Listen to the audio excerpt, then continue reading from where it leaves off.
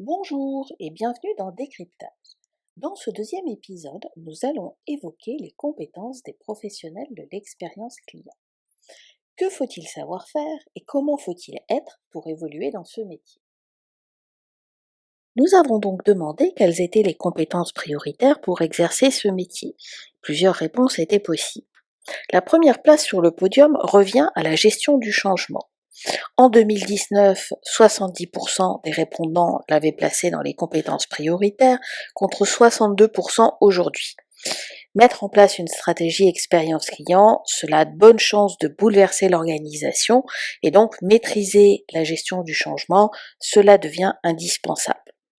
Le design des parcours occupe la deuxième place avec 50% et les études quantitatives et qualitatives la troisième place avec 47%.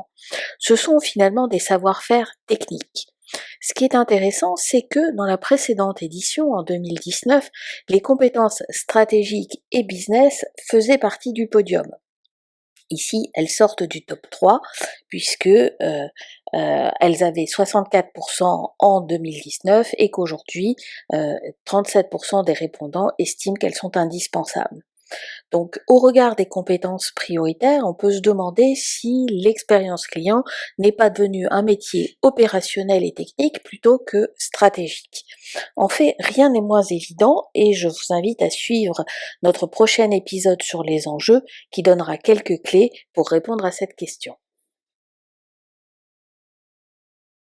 Nous avons cherché à savoir si le podium était le même en fonction de la taille des entreprises.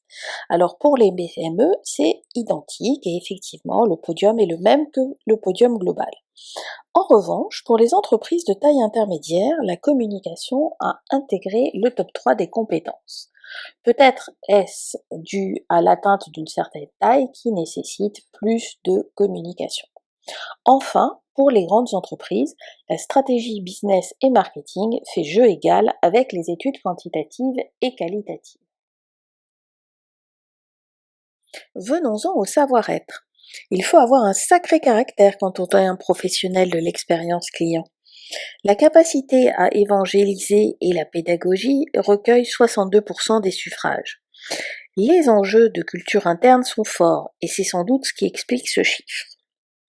53% des répondants estiment également que la persévérance et la pugnacité font partie du profil du job. Déployer une stratégie expérience client, ce n'est pas de tout repos, il faut s'accrocher, c'est une fonction transverse qui peut déranger, d'où sans doute la persévérance et la pugnacité. Enfin, la capacité à influencer arrive sur le podium avec 37% des répondants qui la citent. C'est sans doute mieux de réussir à influencer la direction générale pour avancer sur ces sujets. Et d'ailleurs, cette compétence prend 9 points par rapport à 2019. C'est probablement très lié au positionnement et je vous invite à écouter l'épisode qui y sera dédié.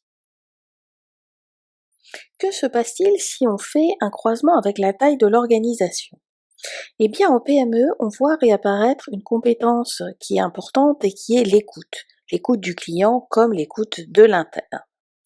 Dans les entreprises de taille intermédiaire, c'est le leadership et peut-être est-ce allié avec le positionnement. Ça n'est pas non plus très loin de la capacité à influencer. Et puis, dans les grandes entreprises, le pragmatisme est aussi cité.